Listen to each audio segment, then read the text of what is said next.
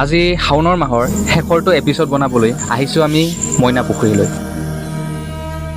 কিন্তু মোৰ এটা প্ৰশ্ন, এই পাহাৰৰ মাজত মন্দিৰটো কেনেকৈ গঢ় লৈ উঠিল আৰু এই ঠাইখনৰ নাম মইনা পুখুৰী কিয় হ'ল? আগতে পূৰ্ব সময়ৰ পৰা এটা মইনা চৰাই আছিল, দুইটা মানে একজোৰা আছিল। তে পুখুৰী যে আছে ওপৰত মইনা পুখুৰী বুলি কয় যোনটো, সেই পুখুৰীত যিকোনো পাত মানে গছৰ পাত চাত পৰিলেও টোটেৰে তুলি লৈ বাহিৰত ওলাই পেলোৱা আছিল। মানে পুখুৰীটো একদম আপোনাৰ পুৰা পৰিষ্কাৰ কৰি থয়।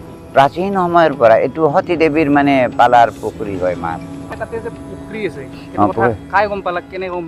আগৰ পৰা আছে আমাৰ গাঁৱৰ মানুহকেইটা মানে এৰে ওচৰৰ পাছৰৰ মানুহ চব আহি মানে আগতে ঘৰত সকলৰ লগত আহি মানে খুৰখুৰীয়া ৰাস্তা জংঘলীয়া ৰাস্তা এনেকৈ আহি পেলাই যাই পূজা তাতাল দিয়া আছিল আগৰ পৰাই। পিছত আহিলোঁ 2003 পৰা, তেতিয়াৰ পৰা সাধনা কৰি তাতে হেৰি কৰিলোঁ, মায়ে দৰ্শনো দিছে, পুখুৰীৰ পৰা স্বয়ং উৎপত্তি হৈ দৰ্শনো পাইছোঁ।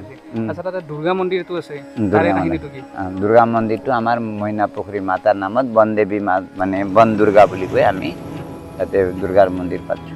মানে মহাদেৱৰ উৎপত্তি আছিল না নিজাকে এইটো প্ৰতিষ্ঠা? নহয়, এইটো চন্দ্ৰশেখৰ ৰূপে ওপৰত আছে পাহাৰতে, চন্দ্ৰশেখৰ নামেৰে জনাজাত।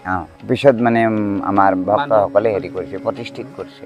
কিবা এটা মানে পুখুৰীৰ পাৰে পাৰে আমি কেতিয়াবা ভাবোঁ চাফা কৰোঁ নেকি বুলি, কোদাল লোৱাৰ লগে লগে একদম ৰ'দ পুৰা সময়তো একদম ধুমুহা আহি যায় তাতে ওচৰতে।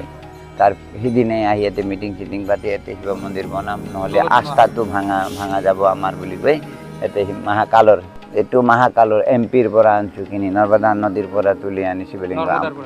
আমাৰ অসমৰ মেপ আছে শিৱলিংগত নিজে ভক্তি থাকবা লাগব, নিজৰ শ্ৰদ্ধা ভক্তিটো পবিত্ৰ হ'ব লাগব, কাৰো প্ৰতি উচ্চ নিচ নিন্দা ভাৱ ভেদ ভাৱ নালাগে, শুদ্ধ আত্মাইদি ভক্তি কৰা কোনো হেৰি।